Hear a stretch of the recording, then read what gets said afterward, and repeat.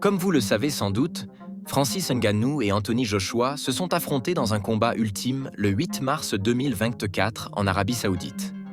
Le pays a beaucoup investi dans le sport ces dernières années et était prêt à payer aux deux combattants une somme conséquente pour se produire à la Kingdom Arena de Riyad.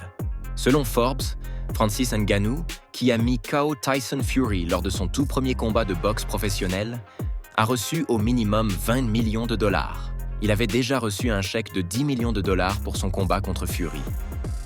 Ngannou a porté 8 coups contre Joshua, ce qui lui a rapporté environ 2,74 millions de dollars, soit 2,5 millions d'euros par coup. Cependant, il a perdu le combat par KO au deuxième round. Joshua a reçu au moins 50 millions de dollars pour sa performance contre Francis Ngannou après avoir gagné environ 10 millions de dollars lors de son dernier combat contre Wallin. Talksport.com a rapporté qu'il a porté 12 coups avant de mettre son adversaire KO.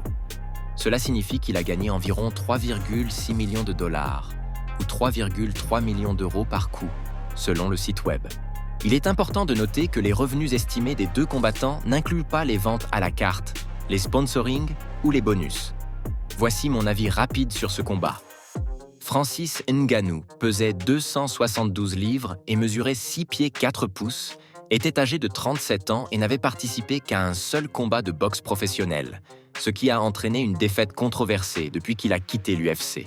D'un autre côté, Anthony Joshua, qui mesure 1,98 m, a 34 ans et a un palmarès de 27 victoires, 25 par KO et 3 défaites, était plus jeune, plus grand, plus léger, plus mince, plus rapide et avait beaucoup plus d'expérience dans ce domaine.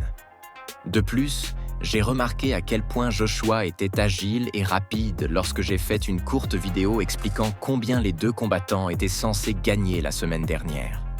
Joshua semblait vraiment concentré, comme s'il venait de sortir de la chambre de l'esprit et du temps, tandis que Ngannou, bien que doué de force brute, semblait plus lent en raison de son poids plus élevé. Il a cependant le potentiel de s'améliorer compte tenu de sa polyvalence en tant que combattant. Alors oui, peu importe ce que nous pensons, ils ont tous les deux gagné une tonne d'argent. Si vous voulez en savoir plus sur les revenus des plus grands athlètes au monde, suivez notre chaîne.